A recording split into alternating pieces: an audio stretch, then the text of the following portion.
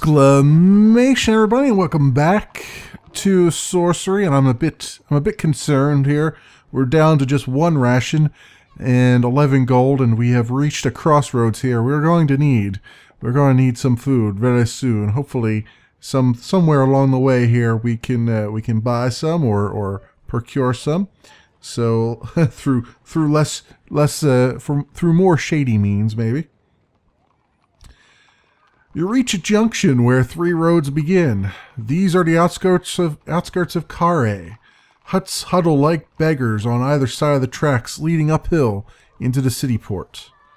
Pause to look around.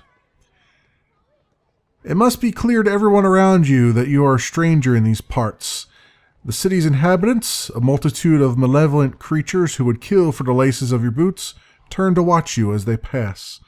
You are sport, a figure to be jostled and robbed, and one who will most likely fall prey to the strange, elaborate system of traps laid across Kare by the early settlers to protect themselves from one another.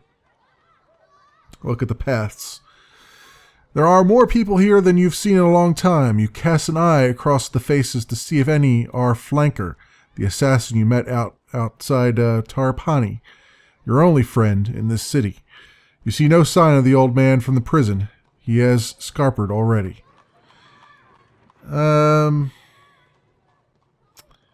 Let us look left. To the left, you see a group of scruffy youngsters walking up the road with packs on their back. Look ahead. Ahead is the main road into the center of Kare, its surface rutted from cartwheels. Further in the distance, you see fields. This is the route taken by supply wagons to the docks. To the right, you just catch a glimpse of the old man disappearing into a hut a little further up the track. The business of this place is confusing, but you'll have to simply strike out. The north gate awaits. Just at that moment, a cart rolls down the road from the right and careens around the corner to take the main track ahead. On its back are stacked several crates. One teeters for a moment, then falls near your feet, its lid cracking open. Look in the crate. Kneeling down in the mud, you prise open a crate with your fingers. I think that's supposed to be pry. Inside is a pile of smashed bottles. Thick purple liquid swills about, littered with shards of glass. There are perhaps 4 bottles still intact, but you recognize the smell. It is Blimberry, a potion with many healing properties. I'll just take them all. You take all the bottles, wipe them down as best as you can on the grass nearby, and put them in your pack. A lucky find indeed. Excellent, especially since we're only down to one ration here. So that can be used as food, it says. Alright, so we go straight, we turn right, or we turn left. I would say let us go straight. You stay on the main road, which rises up a slight slope to reach a small settlement of poor huts. As you pass these homes, ugly creatures gather to watch you in silence. A little further on, you come across a body, lying face down in the gutter. A beggar, asleep, or some sort of creature in a drunken stupor.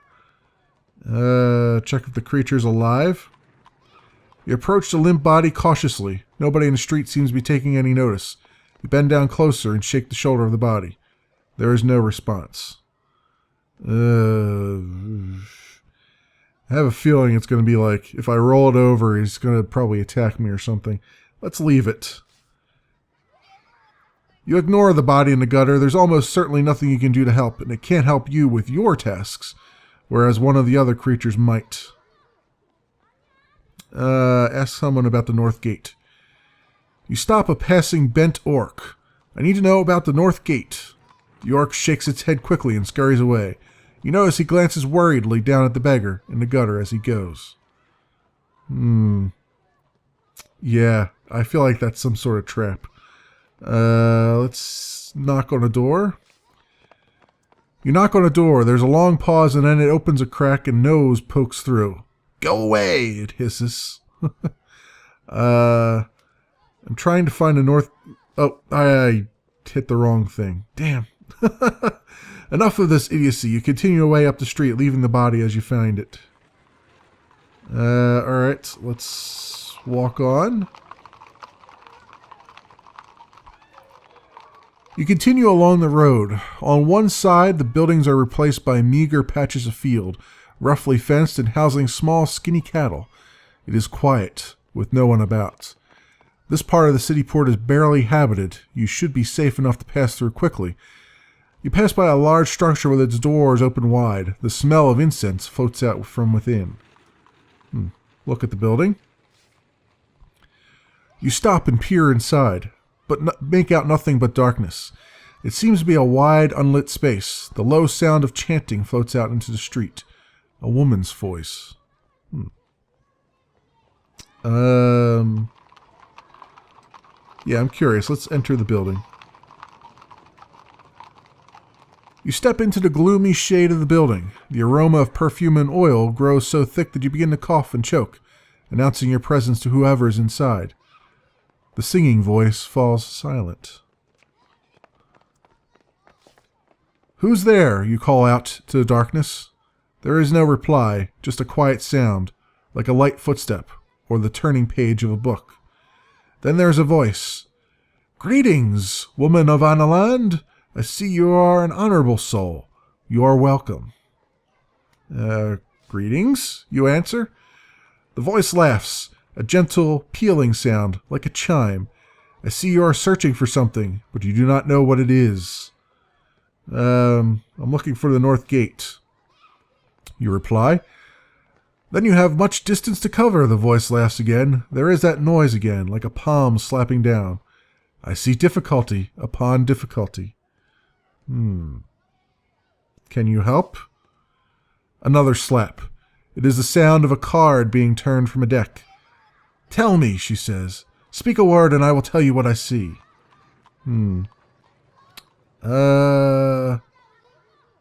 Crown. "I see a long road. I see a cloud of smoke. I see the rain that brings the morning."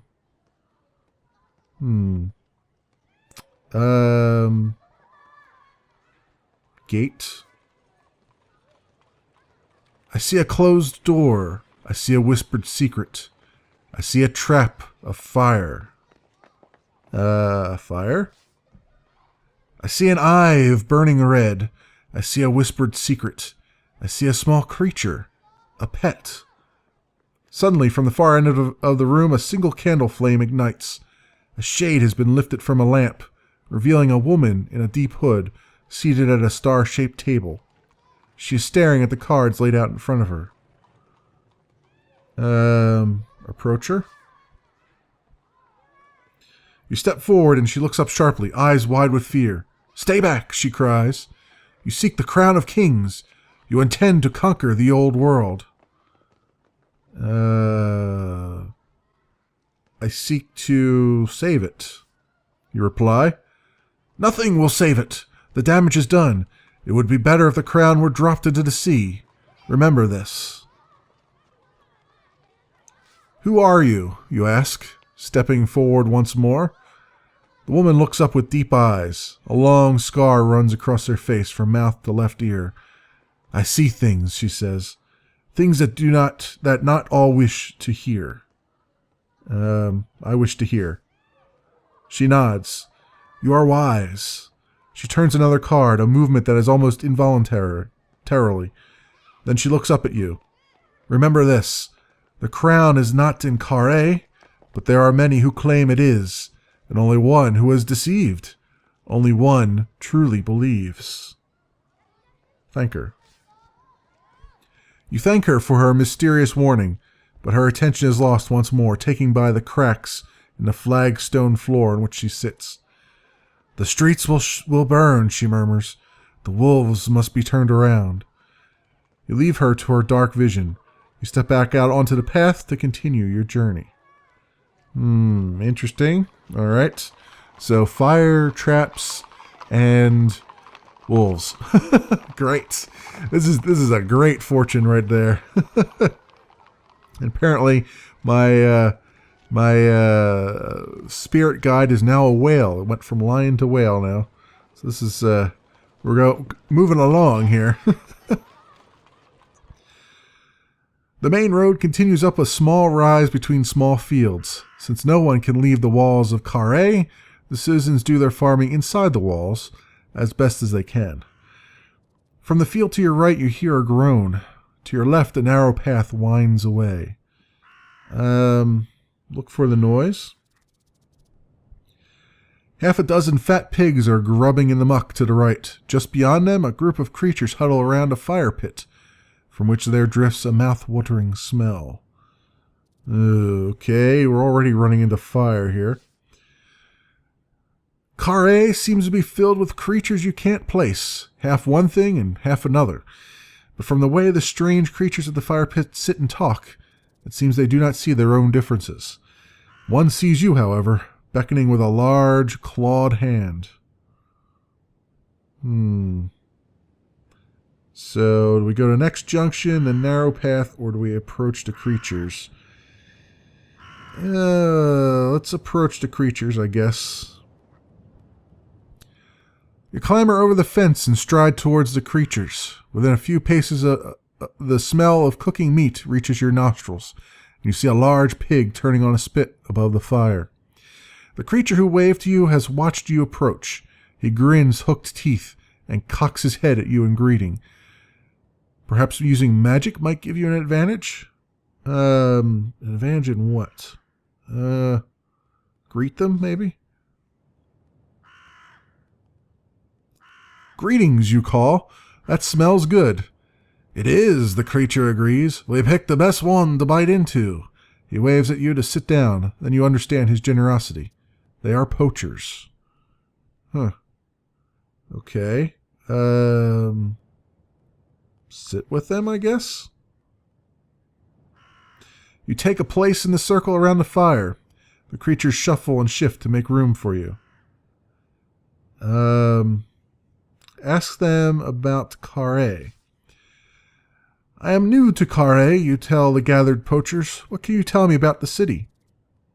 The creatures look between each other, entertained by your question. They suck their teeth and hum and hurr.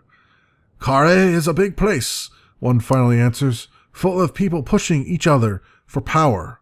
He pulls a leg from the pig, making the meat tear and stretch to demonstrate. You want to avoid all of them, if you can. Ask them about the North Gate. I won't be staying here for long. I'm headed for the North Gate, you tell them. Can you help me find my way? The lead poacher looks at you with interest. You're going out into the backlands? Why go there? My business is my own, you reply, unwilling to trust even these ruffians.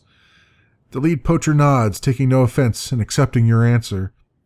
The North Gate is locked, he says. The spell to open is only known to the senior nobles of Carré. There are 4 lines you must learn. Do you know any of the lines?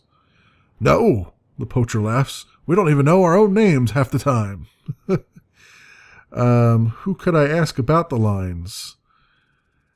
Lorag, the scholar, one says. You should track him down. The others nod in agreement. He's a miserable cur, he adds, but he knows everything there is to know. Was a noble once himself, you know. From across the field a woman begins to sing. The poachers smile and clap each other on the back. Sorcery is coming. You talk to her. Who is Sorcery? Sorcery is our treasure, the man says. Sorcery is how we know what we should do. You'll see.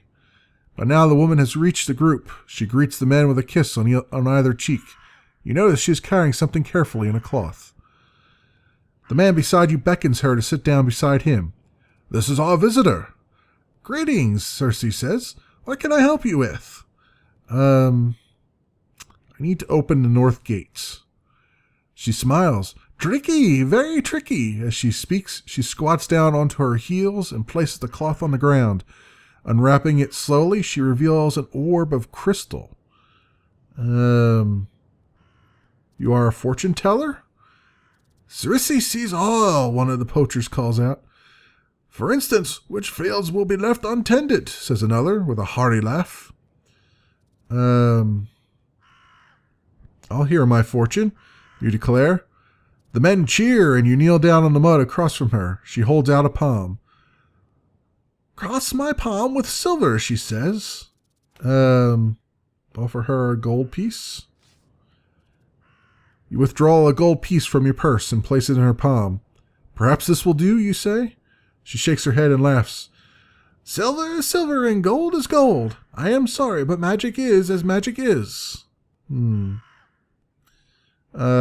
have nothing silver. Sorcery smiles, but shrugs. Picking up her orb, she moves over to one of the other men, who hands her what looks like a silver tooth, and then sits down to hear his fortune. She places her palms on the crystal and begins to hum. This is a magic you have not seen before. A minute passes, and then Sorcery's eyes flick open. I see a long journey, she says to the man. To a distant land, I see danger and excitement. Keep watching. You keep your eyes fixed on her closed eyelids as she talks, trying to catch the reflection of any stars. I see more. You must watch for a dagger and a fish. I see a road paved with white stone, leading to a place of great sadness. A blind man who will stab you in the back. She lifts her palm from the glass and smiles. Someone gets her some pork to eat. Offer to read her fortune? That doesn't sound right. Leave the group. You get to your feet. Thank you for your company, you say, and head off back towards the road. Looking back from the fence, you hear raised voices, and see to your surprise that a fight has broken out amongst the poachers. You have found 3 new clues. Okay.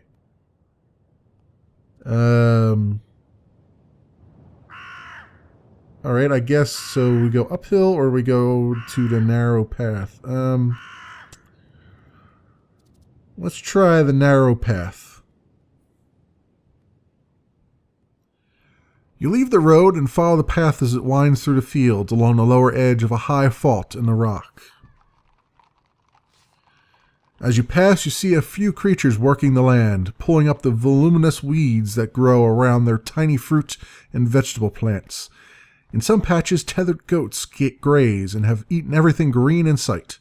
The whole place seems barren and poor, like it has not rained for a year or more.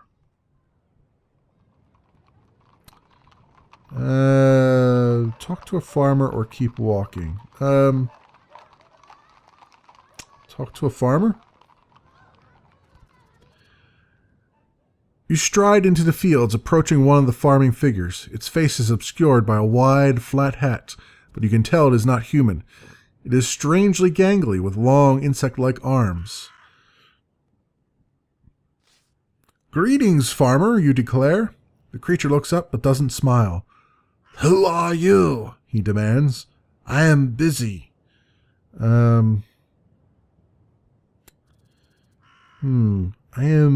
I could use some gold, I guess. I'm looking for work. Can you cut hay? The farmer asks, carefully wiping the sweat from his brow with one strange razor-edged arm. I'm sure I can learn. The farmer waves to a corner of the field which is still to be done. 6 gold pieces if you can clear that lot. He bends down and resumes his own harvesting. All right, start work. You draw your sword and set to work, gathering handfuls of the long grass with one hand and then slashing at its roots with your blade. The work is back-breaking, and after a few hours you have built up quite a sweat. Once the field is finally cleared, the farmer comes over to you. Not as easy as it looks, he asks. It's hard work, you admit. It is that. Here. He pulls out a water bottle and some bread and hands them to you. You're starving after your work. Gratefully, you accept the water. A drink has never tasted so good, and you feel very much refreshed. Water does wonders, the farmer says vaguely, as though citing a well-known proverb. And here's your gold, he adds, putting 6 gold pieces into your palm. Enjoy the rest of the city. You thank him and resume your path. Excellent. Figured I'd get a little bit of gold out of that, and I got a nice little square meal, too, so that was kind of good. You stay on the path until it climbs gently, approaching a low, ruined wall at the back of a grand building. You stop to look over the building. It is a tall, 3-story mansion, crumbling around the edges now, but it must have once been home to a powerful and important family. It is surrounded by wide grounds, an ornamental garden, now overgrown and tangled.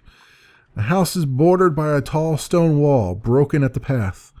On the far side, you see an ironwork gate hanging off its hinges. Okay. The house grounds, or go back to the road? Let's look at the house grounds. Why not?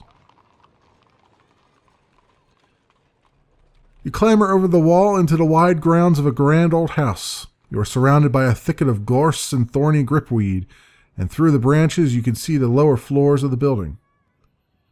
Search the bushes.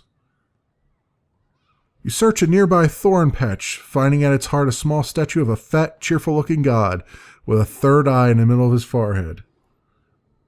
Examine the idol. Looking more closely, you see there are small depressions on the surface of the stone, on the idol's 2 eyes, at his forehead, and on his nose.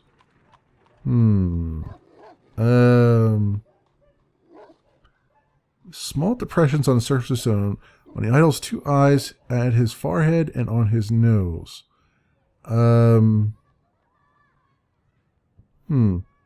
Let's say... I would say touch the nose. Nothing happens. Alright, touch the left eye. You press the left eye. A gentle light begins to glow behind the statue's eyes. Touch the right eye. You carefully put one finger to the right eye. Touch the nose. Okay, that wasn't right. So left eye. Right eye. Forehead. You touch the statue's forehead. With a gentle click, the statue's mouth drops open. Touch the nose or kiss the statue.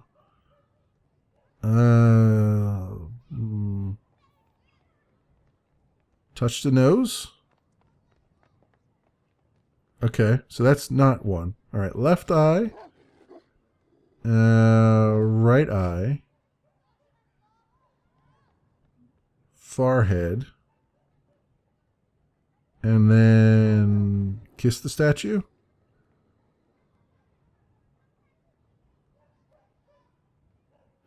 You lean in and kiss the statue on its open mouth. Some kind of liquid spits between your lips and you leap back, clutching your throat. But it does not seem to be poison. In fact, a moment later, you're feeling much stronger. You thank the god for its kindness, then make your way carefully out of the thorn bush. You have found one new clue, and another clue has been updated. Really? Where are said clues at? Are they in my... Oh, here they are. Clues. Alright. 4 nobles know to spell. Lord Lorag is a scholar.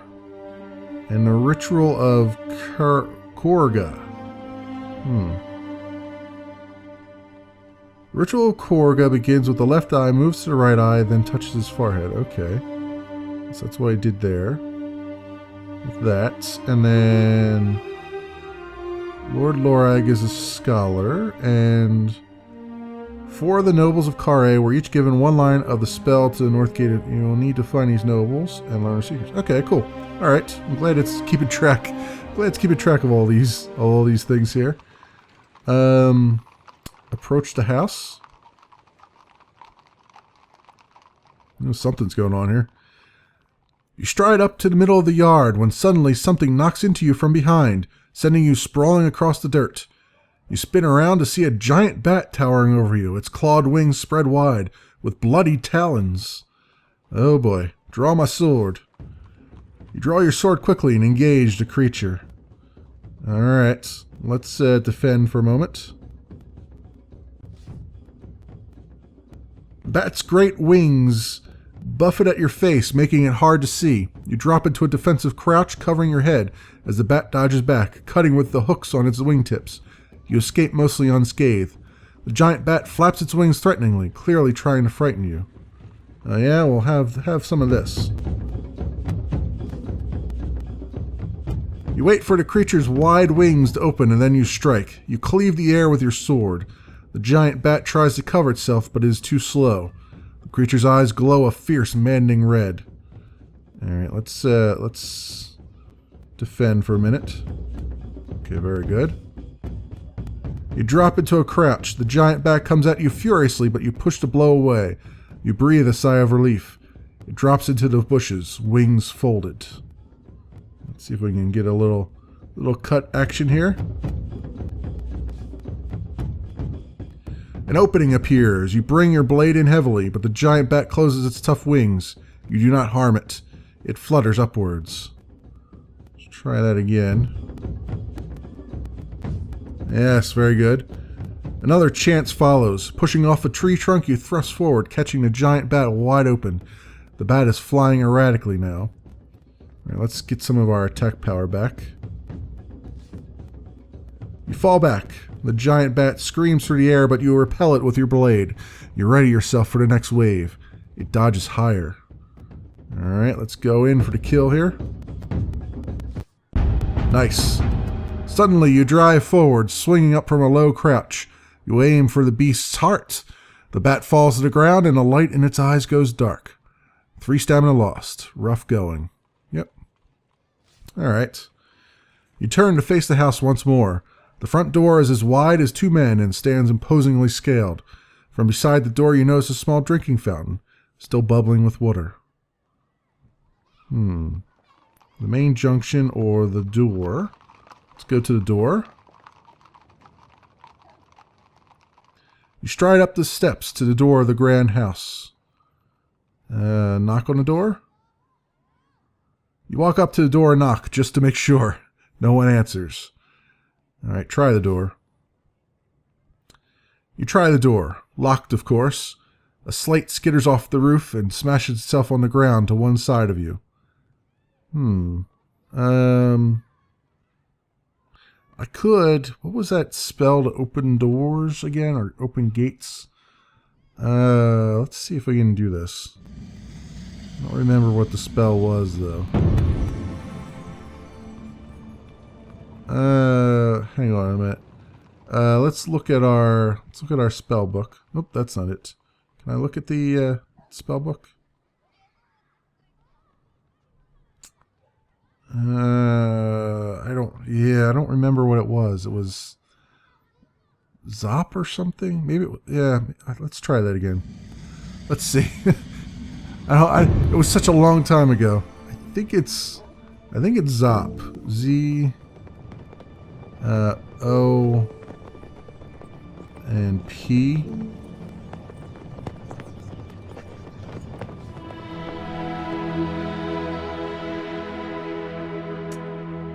No, that didn't work. And it took some stamina away. What was that spell to open things? 6 most useful spells. Wall. Zap. Hot. Fluff. Wall. Law. Dumb. Big. DOP. That's what it was. DOP. Let's go. Can I go back there? I guess I can't go back to that door, huh? Look at the fountain. A fountain by the door is still bubbling. Cupping your hands, you drink a deep mouthful and feel much better.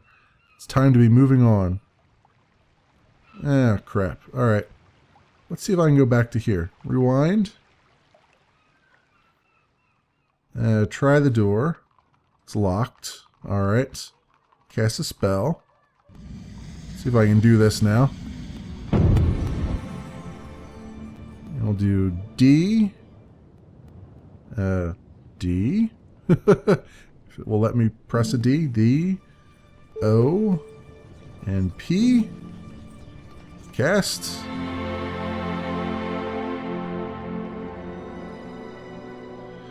But a locked door is of no consequence. Once you have woven your spell, the great oak door complains once and then gives way, swinging open to reveal a dark hallway beyond. Sweet. Alright, and we will go inside in the next episode. Thanks so much for watching, everybody, and I will see you next time.